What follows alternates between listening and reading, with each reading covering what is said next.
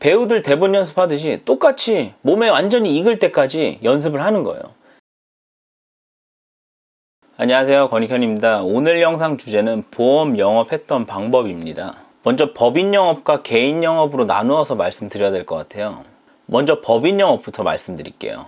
어느 회사 대표님을 만나서 내가 세무사가 아닌데 세무에 대한 얘기를 장황하게 설명을 한다? 그리고 내가 변호사가 아닌데 상속에 대한 법률에 대해 장황하게 설명을 한다? 그러면 뭔가 사기꾼 같지 않아요?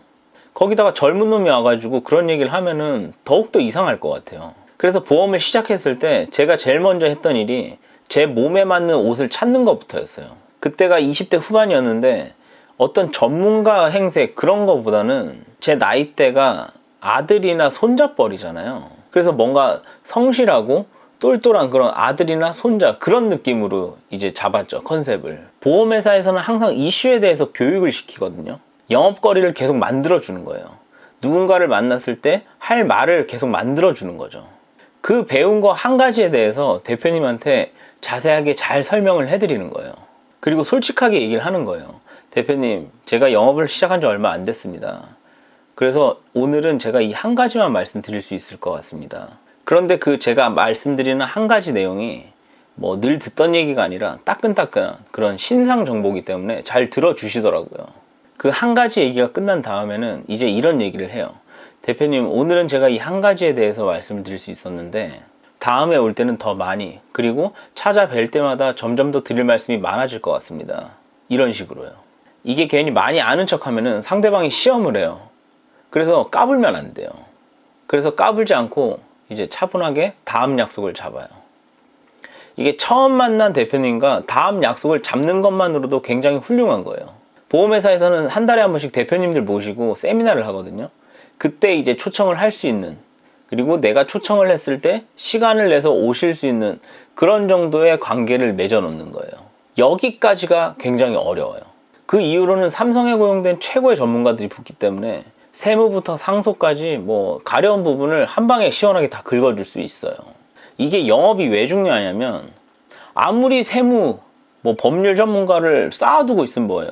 여기에까지 모시고 오는 게 중요하잖아요. 그렇기 때문에 영업이 굉장히 중요한 거예요. 우리가 뭐 예를 들어서 여자친구를 사귈 때도 보면 내가 뭐 사귈 때 어떤 것도 해주고 사귀게 되면은 뭐도 해주고 막 이런 마음 갖고 있으면 뭐예요? 먼저 사귀어야지 그런 마음속에 있는 것들을 해줄 수가 있는 거잖아요. 그것처럼 대표님과 첫 관계를 맺는 것까지 엄청나게 에너지를 쏟아야 돼요. 그렇게 해서 자주 만나다 보면은 신뢰관계가 쌓이고 내가 진짜 이상한 사람이거나 아니면 내가 실수를 하지 않는 이상 더 이상 너무 큰 문제는 없어요. 자, 새로운 고객을 만들고 그 고객들과 관계를 맺는 게 영업하는 사람이 하는 일이잖아요. 개인 영업도 똑같아요. 새로운 고객을 만들고 관계를 맺는다. 조금 다른 점이라고 한다면 법인 영업은 소개보다 내가 직접 발굴하는 게 비중이 더 높고 개인 영업은 무조건 소개 영업이었어요. 이게 소개가 정말 가장 정말 제일 정말 아무리 강조해도 지나치지 않을 정도로 정말 중요해요. 어떤 사람 한 명을 만났을 때 그 사람 한 명 계약시키고 말아야지 이런 생각하면 절대 안 돼요. 그래서 보통 어떤 사람이 보험 일을 시작한다고 하면은 보험회사에서 가장 먼저 시키는 일이 뭐냐? 프로스펙팅을 정리하는 거예요. 내가 아는 지인들을 쭉 쓰는 거죠. 그게 잠재 고객을 찾는 거예요. 그러면 보통 100명에서 한 200명 정도를 써요. 그런데 이게 보험 계약을 할 수 있는 사람을 쓰는 게 아니고 그냥 아는 사람 지인들을 쭉 쓰는 거예요. 그냥 한번 정리를 해보는 거예요. 이게 누구나 찾으면 적게는 수십 명부터 뭐 많게는 수백 명까지 있어요. 그러니 내가 만난 고객을 계약하려는 그냥 한 개의 계약으로 보면 안 되고 그 사람을 소개를 해줄 수 있는 사람이라고 생각을 하고 움직여야 돼요. 이 사람을 계약 대상자라고 생각하면 한 명이라서 한 개의 계약이지만 이 사람이 나에게 소개를 해줄 사람이라고 생각하면 100개의 계약도 해줄 수 있는 사람인 거예요. 그런 사람에게 계약이 아닌 소개를 끌어내는 게 제가 하는 가장 중요한 일인 거예요. 그래서 소개를 많이 해주는 사람을 키맨이라고 하는데 그 키맨들을 많이 만드는 게 가장 중요해요. 그런데 여기서 이제 오해를 하면 안 되는 게 나랑 친하다고 해서 뭐 많이 소개시켜주고 나랑 안 친하다고 해서 뭐 소개 안 해주고 이런 개념이 아니에요. 키맨은 친하다고 해서 뭐 이 사람이 키맨이 되고, 안 친하다고 해서 이 사람은 키맨 절대 안 돼. 이런 개념이 아니라는 거예요. 안 친한 사람이 막 소개를 엄청 많이 해줄 때도 있고, 친한데 진짜 친해서 믿었는데 이 사람이 소개를 안 해줄 수도 있어요. 그거는 그 사람 성향인 거지, 뭐 친하다고 해서 이 사람 소개해주지 이런 게 아니에요. 그러니까 그런 것 때문에 절대 뭐 마음에 상처받거나 이러지 않으셔도 돼요. 그 사람 성향이니까. 이 사람이 누군가를 자꾸 소개를 해주고 싶은 그런 성향을 갖고 있는 사람은 그 사람이 그냥 키맨이 되는 거예요. 아무튼 아무리 내 지인이지만 내가 그냥 보험한다고 해서 막 아무 사람을 소개시켜주진 않을 거 아니에요. 그 사람이 나를 소개를 해주고 싶도록 만들어야죠. 일단 그 방법이 상담이었어요. 이게 상담을 찾아가서 하면은 굉장히 힘들어요. 그래서 보통 상담은 사무실 미팅룸에서 해요. 보험회사가 상담하는 미팅룸은 진짜 잘 꾸며놓거든요. 그리고 똥개도 자기 집에서는 50% 먹고 들어가는데 무조건 홈그라운드로 불러야 돼요. 그리고 이게 미팅룸에서 제대로 미팅을 하는 거랑 그냥 카페에서 막 상담하는 거랑은 전혀 달라요. 뭐 옆에 시끄러운 사람 앉을 수도 있고, 그리고 카페 갔는데 자리 없을 수도 있고, 막 여러 가지 변수가 또 있잖아요. 그리고 준비한 상담을 얘기하는 것도 대본과 연기라고 생각을 하거든요. 어떤 부분에서는 강조를 해야 되고, 어떤 부분부터는 이제 집중이 돼서 빠져 들어가는 지점, 그리고 어느 지점부터는 완전히 빠져서 듣는 지점, 이런 식으로 상담을 하다 보면 포인트들이 있어요. 그런 부분들이 내 예상과 맞게끔 변수가 생기지 않도록 해야 돼요. 그러려면 일단은 그 대본이 먼저 있어야겠죠. 저는 처음에 이제 대본을 만들기 위해서 벤치마킹을 했어요. 아무것도 모를 때는 그게 가장 쉽고, 그리고 정확하게 할 수 있잖아요.